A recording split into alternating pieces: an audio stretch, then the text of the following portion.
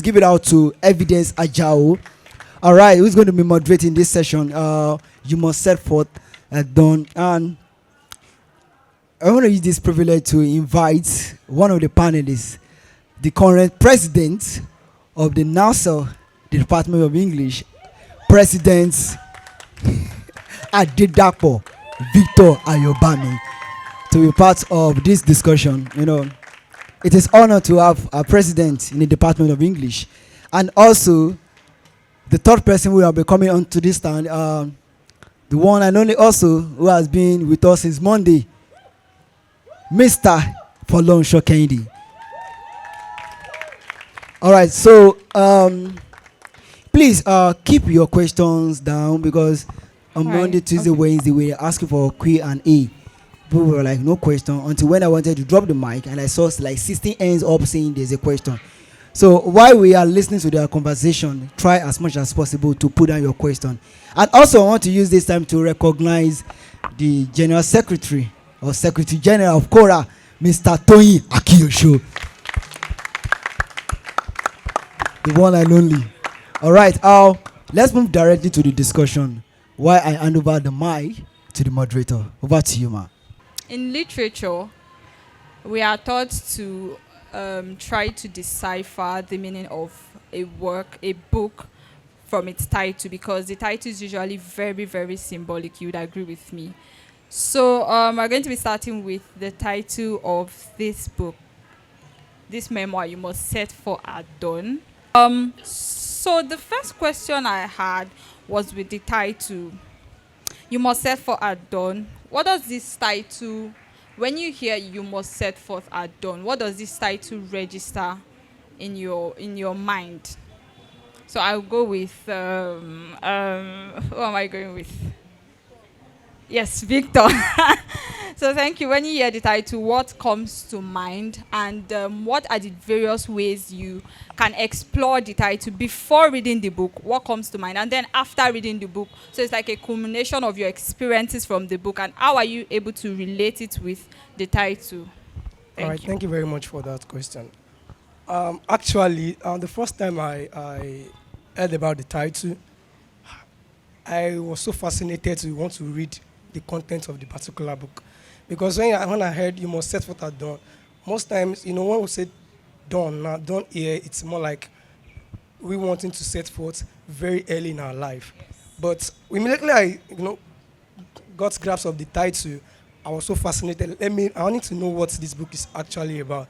But on the second look, when I started reading the book, and then I got to see from Professor Soyinka's perspective of the title, I think there is no big difference from what I thought initially from what he actually documented, or what he actually said in the book.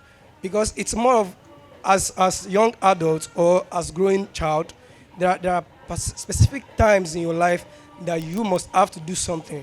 There are specific times that some things has to be done. If you don't do them at that time, there is high tendency that you might not be able to achieve that particular thing at some point. Basically, let me just say, Professor Soyinka was able to achieve all that he was able to achieve because he started early. Because he had his own conviction at a very early age. Even when we read his first memoir, which is the Ake, we discovered that he was able to, ask numerous questions and was able to get answers to this question, and then decided, okay, this is the path I'm going to take going forward. So at the point of reading, I was able to discover that in life, you should always make sure you do certain things at a very early age so that you can be able to go far into achieving what your aim is. Thank you very much. Thank you so much, Victor. The thing is, thank you. I kind of agree with you. I agree with you because when I saw the title, I was picturing this sense of urgency. The title actually gives this sense of urgency because dawn is before the sun comes out. Dawn is like very, very early. So it gives, to me, the title gives this sense of urgency, as you've rightly said. But let's hear from Kendi. Thank you very much. To add to what Victor has said and what you have rightly contributed to its sense of urgency. So the book gives us a pictorial representation of getting down to the task of liberation as and when due, getting down to the task of liberation, getting down to fighting for what is right, getting down to a just cause. Because the whole book revolves around is fighting for not fighting in the sense of being a politician. He is not a politician, but fighting in the sense of someone who knows the vision of the newly independent nation. So fighting for justice is his sole, he sees it as his sole responsibility. And at any point in time that injustice breaks out, you always see him here and there. You always so you always see him wanting to talk to the government. You always see him speaking to the face, being an outspoken person, speaking to the face of the oppressor. Thank you. Right, thank you so much. So, from the title again, I'm seeing that Wale Soyinka, in a way, it presents the message of tackling injustice at the right time. You are tackling it at that point. You are not waiting for it to escalate. You see him that when I don't want to go into the book, but during the course of the book, you see how he fights, not in the literal sense though, but it fights injustice. It doesn't wait for it to, settle. It goes directly and does it at the right time. So thank you so much for that. Now we are moving into the book. So from the first few pages of the book, you would agree with me that from the first few pages of the book, I was introduced to this theme of loss. Right. I maybe I was expecting something different. When I read the reviews at the back and of this book, I was seeing things around politics, around history, around activism and stuff. But when I started from the first few pages of the book, I was introduced to the theme of loss. And I was wondering why Wole Soyinka decided to set the tone with that particular theme. But I couldn't exactly grasp it. So I want to get your own opinion. Why do you think Wole Soyinka starts this particular memoir with the theme of loss? And how do you think it influenced the book generally? All right, thank you very much for that question. Actually, the first time I picked up the book to read and I saw he was, describing how that he had to flee his dead friend's body. That's Obafemi Johnson. Yeah. So he was trying to flee from, I think, Germany down to Ibadan, where they have always, been together, and then where they grew up actually. But then you need to understand that this particular memoir, I think, it documents his life after when he was returning from Leeds University down to 2005. Yeah. So then I figured that probably to me, the one that necessitated him leaving and then coming back to Nigeria was actually because he needed to lay his friend to rest. So in order to set his memoir straight up to let us understand why it was necessary for him to come down to Nigeria as at that point in time was to lay his friend to rest actually. So that was what I thought when I read it.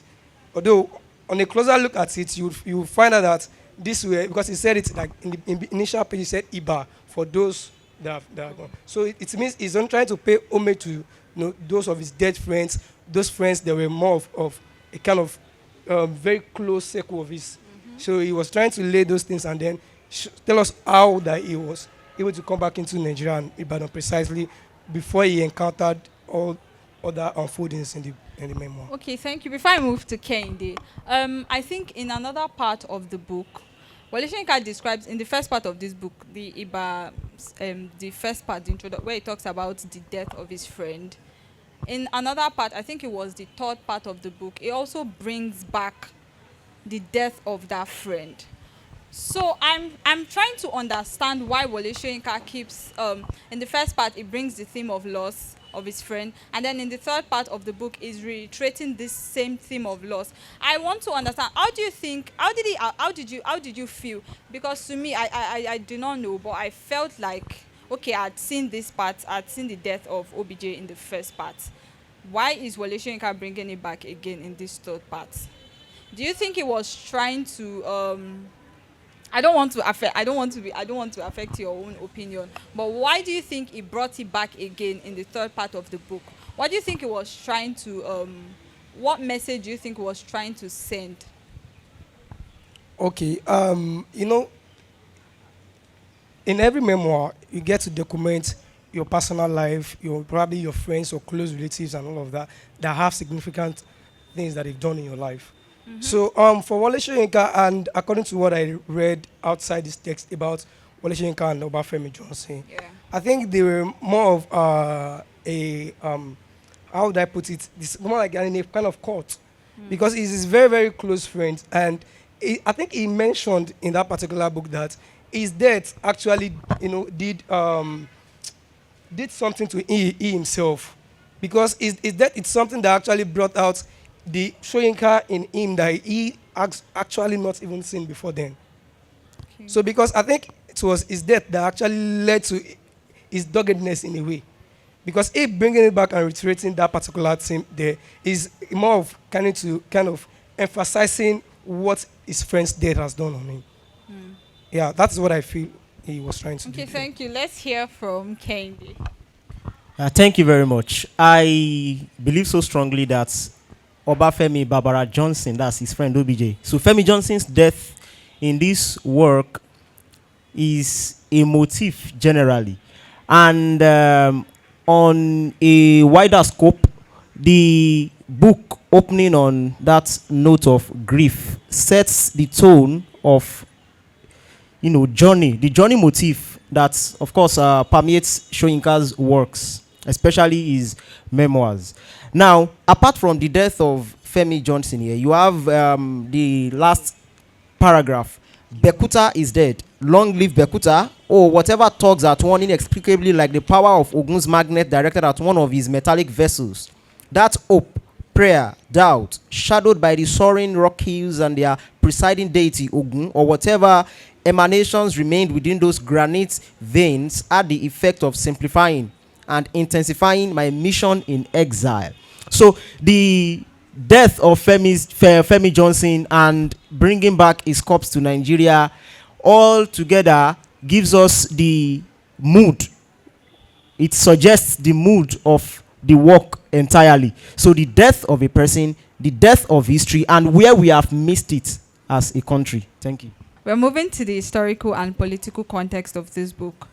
You'd agree with me that this memoir, You Must Set Forth as Dawn, is highly political. But then I think I'm of the opinion that you cannot take politics from history, right?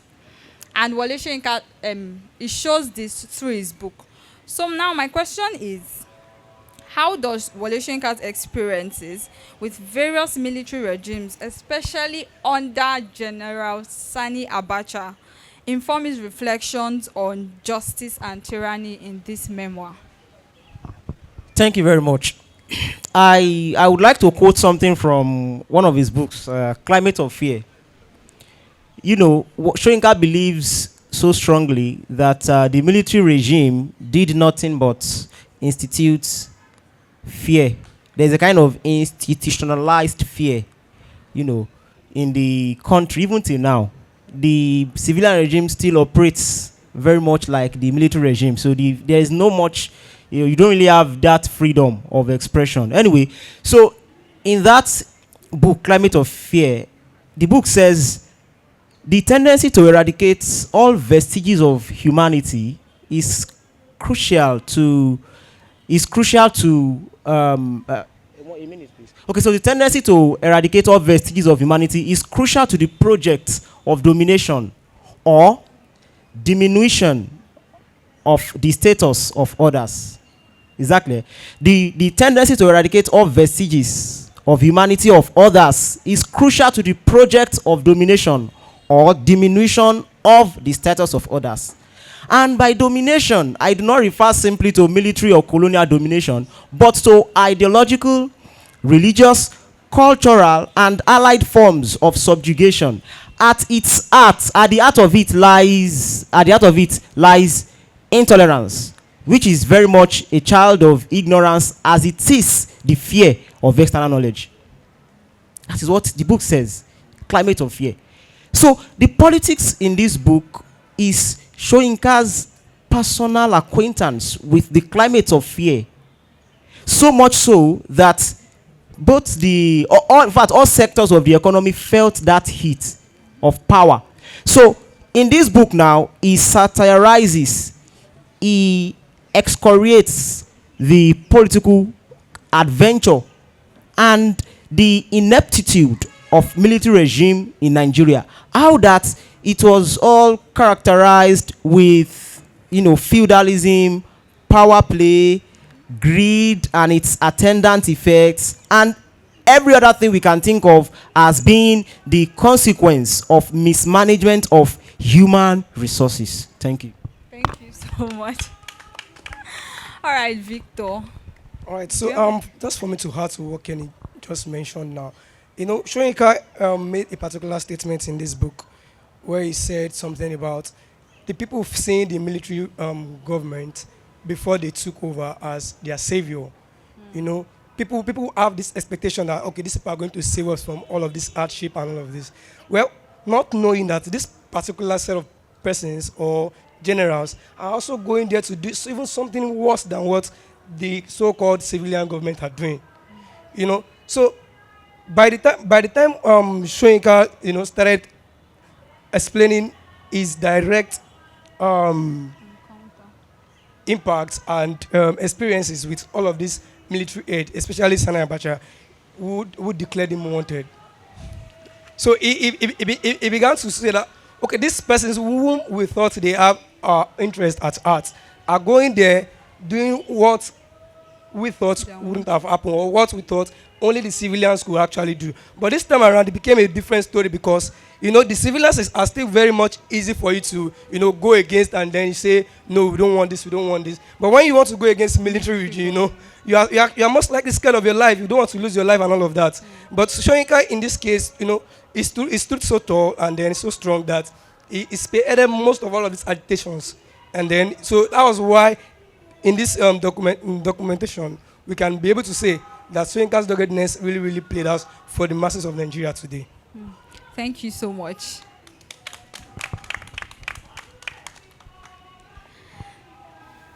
So we know how deeply steeped Wole Soyinka is in Yoruba spirituality, right?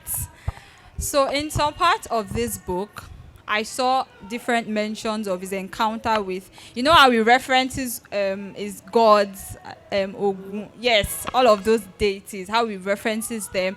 And there were particular times where it felt like the gods were actually the ones informing him of what to do. There was a particular time, I think, when it was trying to escape the Nigerian military rulers on his way to Cotonou. There was a particular experience. I think it was at night. There was this Oro festival, yes. And then he says that the Oro sees him, and the Oro comes to. They have a close encounter, and it felt very soothing. The after result was very, very soothing for him compared to the Wole Soyinka that was coming to Cotonou at that time with fear. So some people might argue that this particular thing that Wole Soyinka has described is superstitious. Do you get? Because we don't understand. I don't understand Yoruba spirituality as it does. So do you think that at a point in this particular book, and there was a particular time too, it was during a festival, and there were masquerades around, and then Wole Soyinka describes that one of the masquerades takes him, yes, and then is inside the tent of the masquerade, and the masquerade is performing, yes, on him. So at that point, I was like, what exactly is going on? So do you think that at a particular point in this memoir, Wole Soyinka was being, I don't want to say superstitious, no, but yes. Is that question directed to me? Yes. First? All right, so thank you. Well, I feel probably because so many people have not really gotten to know the person of Professor Soyinka.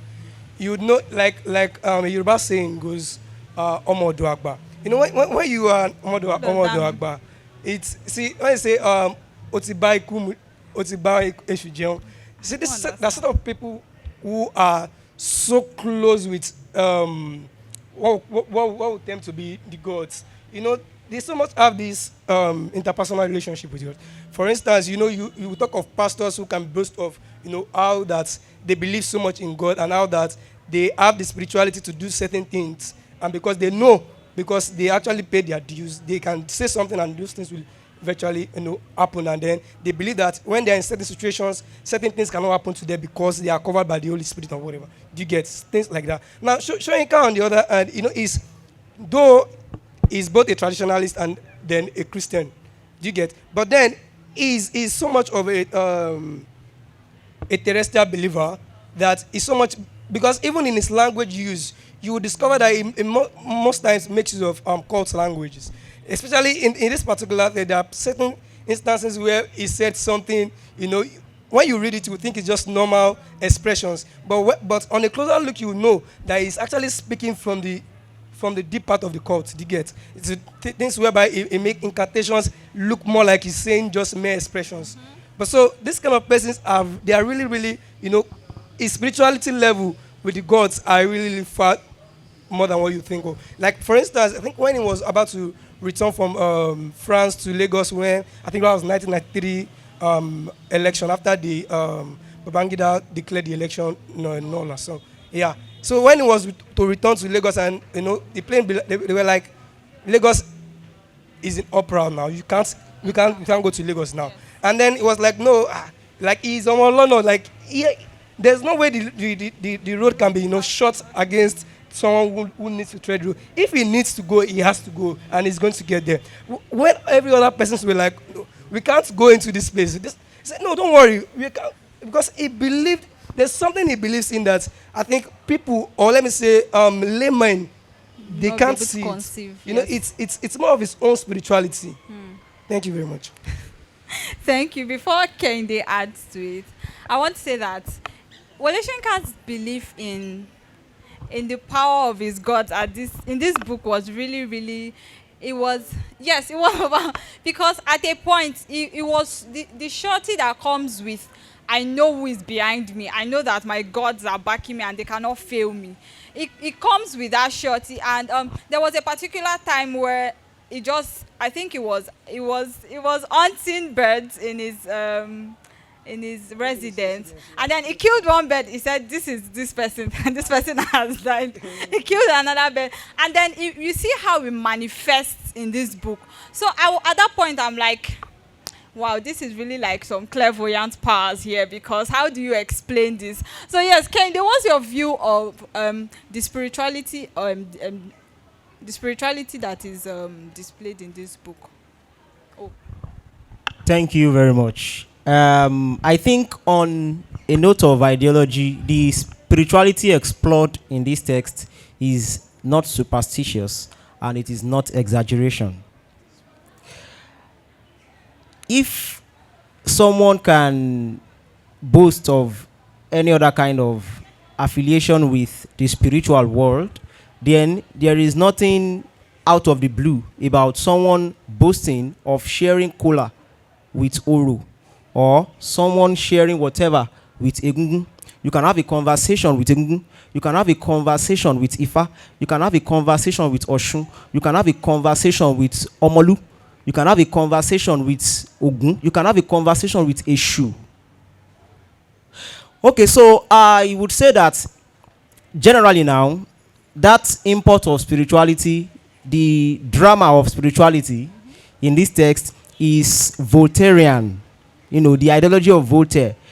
Voltaire said, if you come across a devout, tell them I have built a church. And if you come across a peasant, tell them I have built a theater. Now, what this presupposes about the drama of spirituality here is that it is left to you to believe. Whether you think I am lying or not, of course you all have religious affiliations. So, if you think God can come down and kiss you or whatever in your own spirituality, then I have also shared kola nuts with the gods.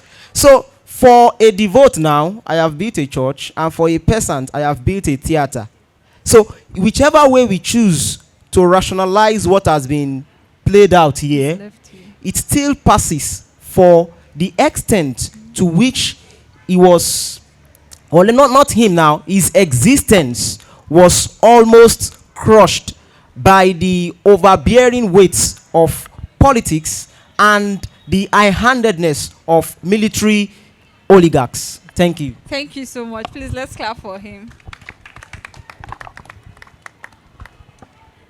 Still on this, but now we are moving from Yoruba spirituality to the Yoruba worldview. How do Yoruba culture and philosophy permeate Wole Soyinka's worldview and actions in this particular memoir? All right. So okay. For instance, let's start by saying because the Yoruba belief is, we believe in the tripartite world about the land of the dead, the unborn, the living, and then the dead. Wole Soyinka, like how he documented in his memoir, while he was growing, he was, I think he was cut across two different belief system. That's the Western belief and then the traditional belief. So, but there are certain contradictions between the traditional belief and then the Western belief, which is permitted by the Christianity and then the traditional worshiping. So, Wole Soyinka growing up has been able to understand that in the Yoruba worldview, they say something about Oju Ogun Lati Mo Akikanju, because Wole Soyinka is deep rooted in Yoruba, Yoruba's dealings, traditional dealings, and he knows for sure that, for instance, if you are going out there to, to particularly face probably a legion of enemies, there is a kind of fortification you need to carry to be able to withstand such a task. But then, Wole Soyinka in this concept, because of the worldview of Yoruba and the teachings that by Oju Ogun Lati Mo Akinkanju and all of those Yoruba dealings and teachings that he has come up to learn about. So each time he's forging ahead in his political, not political life now, in his quest for liberation, in his quest of fighting for the human rights, fine, in a way he's an activist. So all of these buildings and all of these teachings, which he has learned early enough in his life, because unlike the youth of today, youth of today at home, what we learn most times is that wherever you see a protest going on, please don't go, stay off that lane. But he growing up, he knows that before you can know that this person is actually a strong hold, a strong pillar, or somebody worth following, you should be able to go against strong opposition. You should be able to go against difficult situations and be able to succeed in all of these things. So Soyinka in this memoir, he has been able to show us how that his upbringing, his knowledge, and those dealings that he has been able to acquire while growing up, how it has helped to shape his life, even in his activism and all of his issues that he has been able to up. If not even in Nigeria alone, he has been able to help other African countries, in the pursuit of liberation from oppressors and all of that. Thank you so much. So I have a question for you. I'm going to digress a bit now. When you said that youth of today, we are taught to run away from the battlefront, did you participate in the NSAS protest? Definitely not. So you are part of the problems. I said, like I mentioned, I said not based on just the youth now. I said most parents don't encourage their children to go out to protest because they have actually seen certain things that have happened in the past, and now they are trying to take their children away from all of those, all of those situations. Who wants to lose a child in this era? No one wants to lose a child. Okay, fine. Then don't put the blame on the youths. Put the blame on the parents. Thank you. So you say. All right, Kehinde, do you have anything to contribute? Thank you. The way Yoruba culture and philosophy both influence this memoir is how, or let me say, it is essentially in the aspect of arts. Remember the chapter Ori Olokun and Olori Kunkun. So it is about going in search of the lost head of Olokun, that's the goddess of the deep. All right. So the influence of that art is directly proportional to the implication of Ogun's message in his life.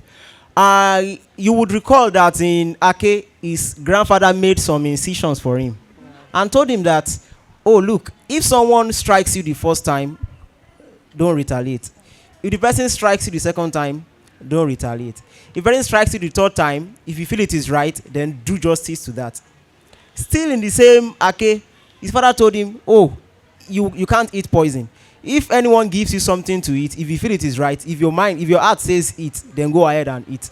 So the philosophy, the culture of Yoruba in this text concerns the art aspect, that is the history, because here you also have the issue of Bekuta sharing a kind of linguistic affiliation with Abeokuta, and at the end of the day he discovered that the people of Bekuta were actually descendants from Abeokuta.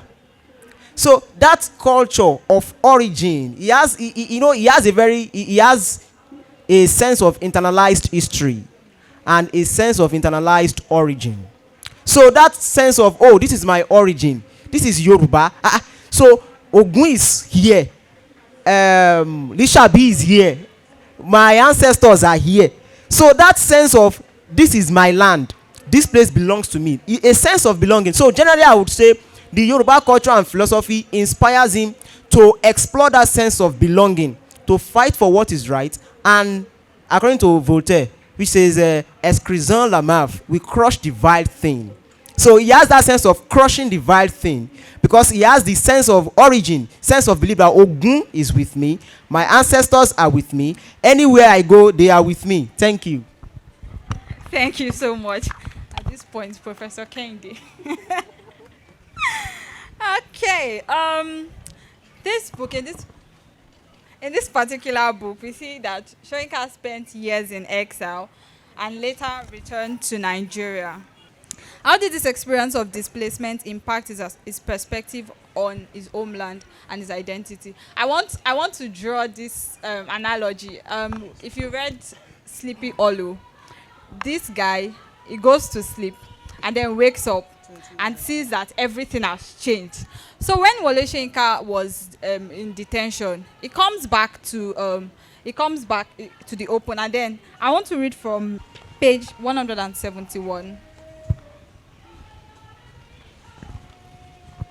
Yes, the last paragraph.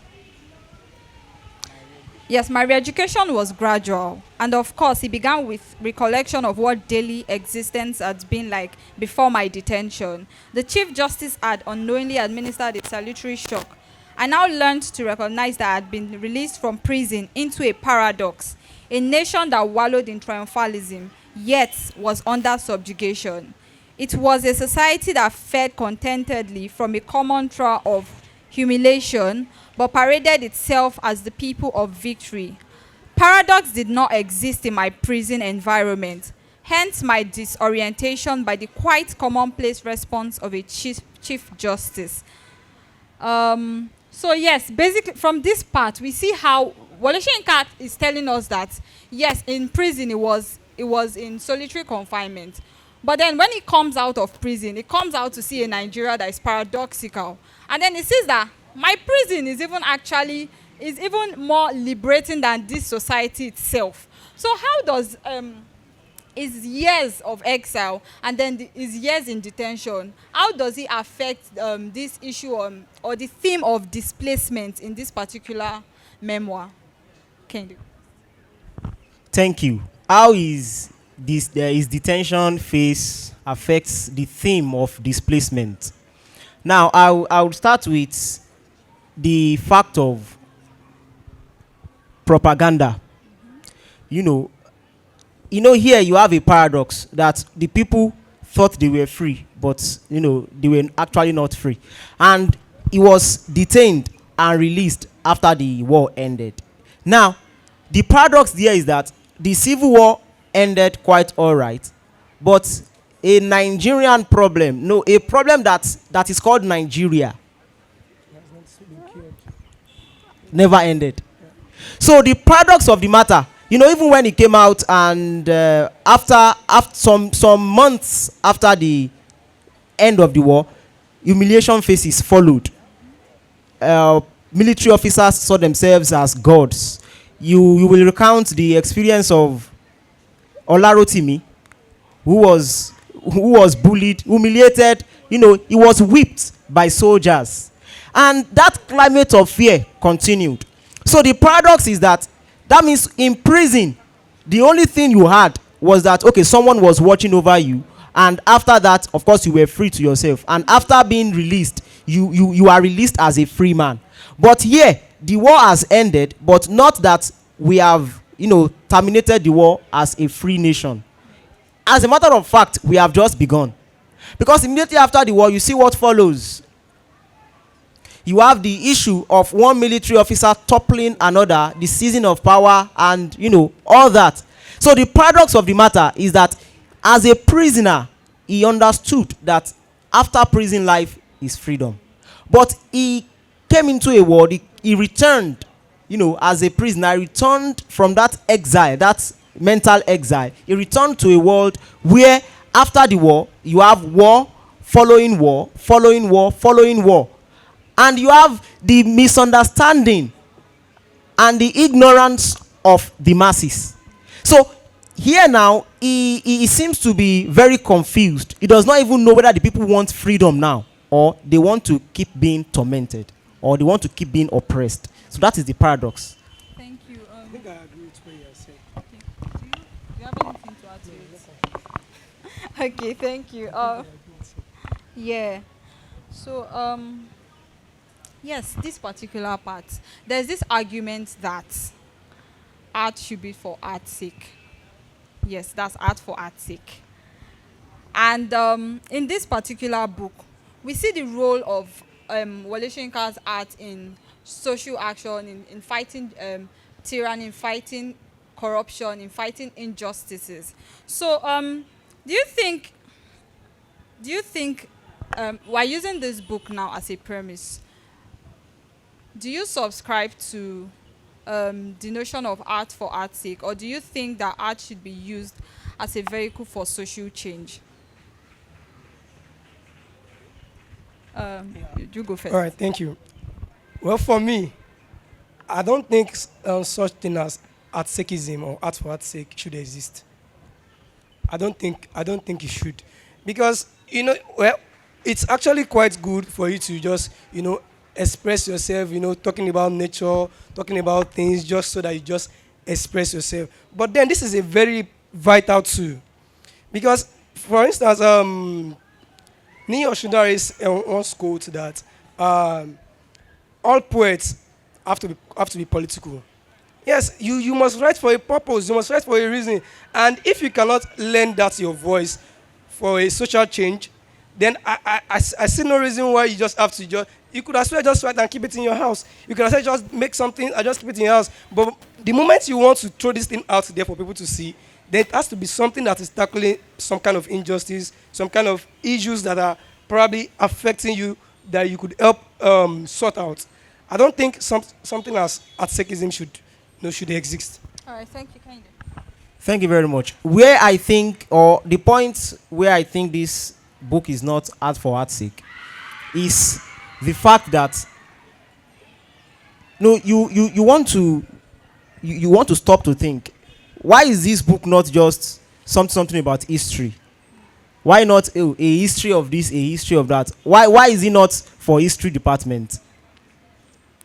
The reason is that the aspect of history you have in this work has been brought about by a sense of observation. And anything that has the personal, because art is functional.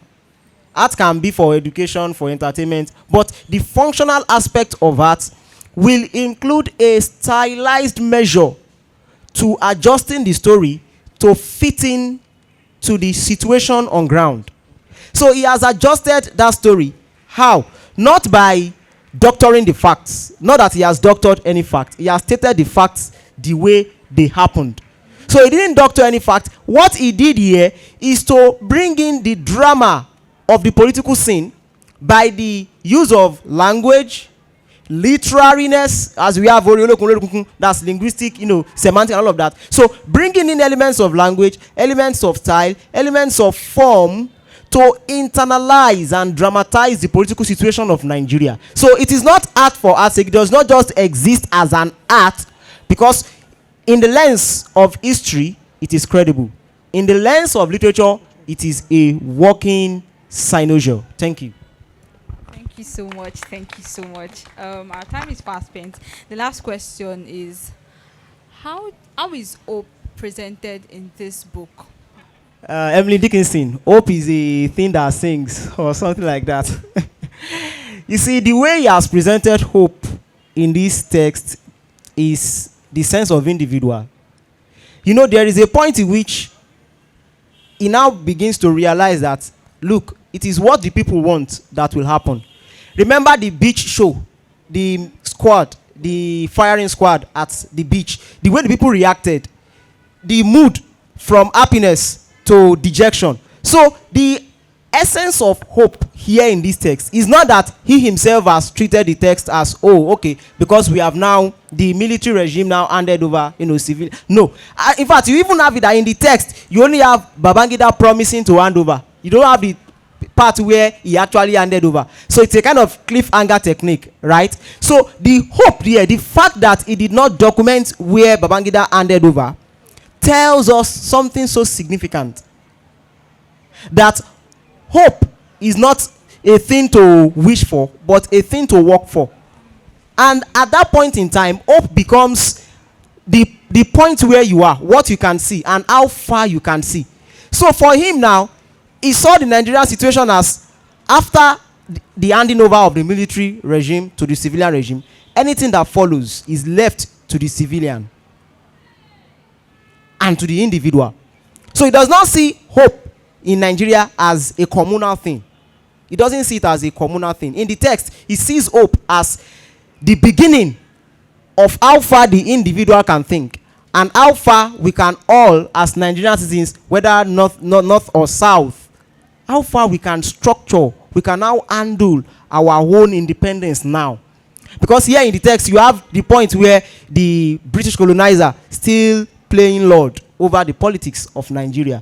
So his own idea of hope here is that anything the individual can see, how far, because he is very much disappointed with the fact that Obafemi Awolowo was not allowed, the Abiola was not allowed, and you have one Yoruba commentator saying, oh, have you not seen that it is not the destiny of Yoruba to lead this nation?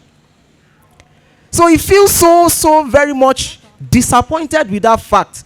Oh, that someone Yoruba who I have been fighting for, or whom I have been fighting for, thinks my work will all fall down to vain or whatever, so that all this effort of liberation is abortive. Now, the fact, another striking thing in this book is that the book actually dispels the partisan politics of Yoruba, or that Yorubas are sly, we are coy, we tend to change our sides when things are not favoring us or whatever. It is not true.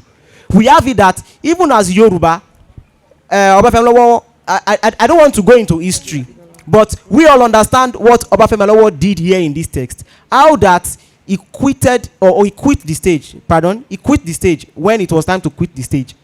And how that Ojukwu came and met him that he wanted to stage the war, and he told him to, no, just let me know when it will happen. And at the end of the day, when the Yoruba elected leader when the election was annulled, he was like, should I meet this leader, should I not? But instead of meeting the leader directly, so it will seem, oh, you are fighting for the Yoruba cause. What did he do? He took to ideology by fighting for the cause of the nation. So his own sense of hope, his own idea of hope, is not what belongs to a particular part of the country, but what belongs to the general population. Thank you. Thank you so much. Kende mentioned something. He said, hope is not a thing to wish for, it is a thing to work for.